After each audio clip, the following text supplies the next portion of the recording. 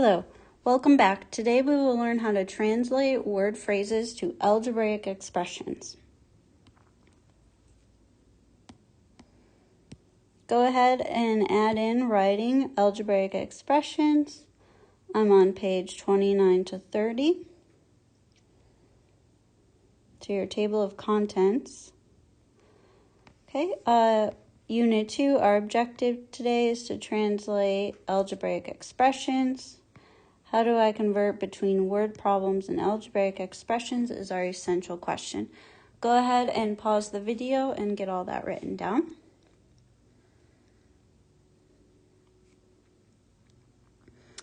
Okay, the first thing we need to go over are mathematical words that represent addition, subtraction, multiplication, division, exponents, and the equal sign. Okay, so what I'd like for you to do at this time is to pause this video and see if you can write as many words as possible that represent each one of these. Okay, so for instance, addition, another word for addition would be plus. So go ahead and see if you can write as many as possible. When you no longer can think of any, then go ahead and resume the video. All right, hopefully at this time you've paused the video, you've written as many words as you can come up with. So let's see what you have. So first, going over addition, subtraction, multiplication. So you can see under addition, I have plus, the sum of, greater than, increase, total, add, more than, combine. Maybe you have a few others, because of course these are not all of them. Okay, under subtraction, less than, negative, decrease, take away, minus, deduct, fewer, loss, difference. Okay, those would all mean subtraction. We could also add under here, we have positive. And then under subtraction, we could add negative. Okay, and you may have a few others. Under multiplication, we have product, times, groups of or of. Twice or double means to multiply by 2. Triple means to multiply by 3. These last three are important words that you might not know, but per, each, and every. You may want to highlight, star. These are going to come in handy later on in the school year. All right, let's look at division. So we have divided, divisor, breakdown, quotient, separated into, groups of, fractions.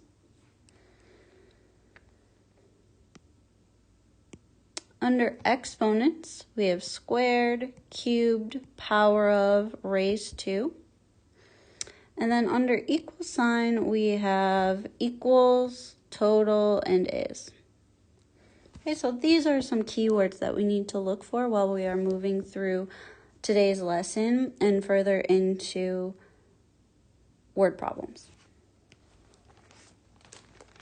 Okay, so we're going to receive directions like write an algebraic expression for each phase. So we're going to start with some simple ones and work in our way into some more challenging ones. So when I'm looking at the first one, we just need to pick out keywords. So here, divided by. So if I am translating this, we have m, and then instead of writing divided by, I'm going to use the division sign. And then 7. Okay, another way to write this would be m over 7 as a fraction, because a fraction just means to divide. Hopefully, this is how we will start writing them. Okay, we have a keyword right here, less than. So 15 less than g. A lot of times we think minus, and we want to go ahead and write 15 minus g. But if there's ever less than or greater than, that means we have to switch the order of those. So this actually becomes g minus 15. So the hardest part to this is picking out the keywords. Sometimes you may need to read these expressions or word phrases more than once, okay? You might have to read them a couple of times, and that's okay. All right, a number times 8 is equal to 45. So let's look at I see times. I see is and equal. Okay, I also see number. So that's where our variable would go. When it's something that we don't know what it is or any type of number, that's where we assign it a variable. So when we are setting up expressions or equations from word problems, we have to look for where the variable might be. So because this is a number and I don't know what number that is, I'm going to use n to represent that. So when I set this up, it's going to be n and then times 8. So remember, multiplication we use like a dot. Then we have equal to 45. Now, as we've been going through this and we've been working on expressions, this is not how we write that. Okay, the way we would write it is as a coefficient number. So it would be 8n equals 45. Sometimes it's just easier to write this out first and then write the final. Okay, it's like writing your ideas or thoughts down. Okay, the next one says multiply a number by 5 and square the answer. Okay, again, we're going to pick out those keywords. So I see multiply. A number means I need a variable. And then I see square the answer. So if I'm setting this one up, I need to multiply 5 times a number. So I would have 5 times a number. And then I want to square all of that. So after I multiply those, I'm going to square them. So that's when we would use parentheses. Parentheses means when something needs to happen before something else. And we know that order of operations tells us we need those parentheses. So when I write this, I'm going to write it as a coefficient, so 5n squared. Okay, 11 times a number. So again, I like to highlight that. So 11 times the sum, so there's another keyword of a number, so that's where I know I need a variable, and 5. And then I see times a number again. So this one is slightly confusing. I might need to reread that a couple of times. So 11 times the sum of a number. So the sum means I need to add. So sometimes I will even go ahead and make myself little notes here along the top of them. So I need to add a number and 5 times that number.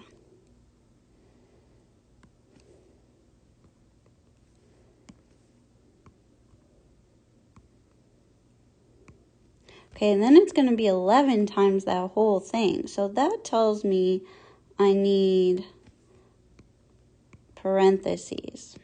Okay, because I need to add before I multiply by that 11. So my final answer here would be 11 parentheses n plus 5n.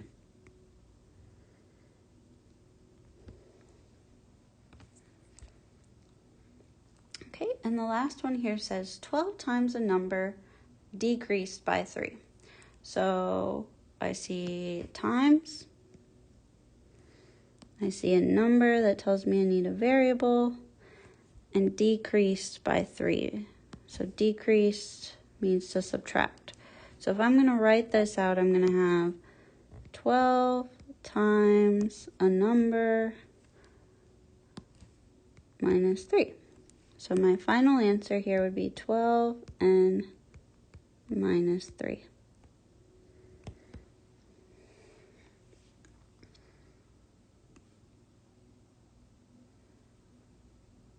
Okay, I would like for you to practice these 4. So go ahead and pause this video and try these 4 on your own.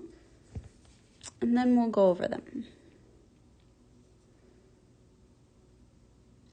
Hopefully at this time you've tried to work these ones out, so let's see how you did. So 1/2 times a number increased by 6.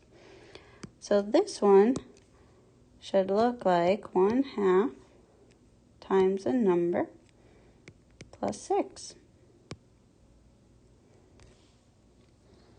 Okay, this next one might have been a little challenging. The length of a rectangle is 7 centimeters greater than the width.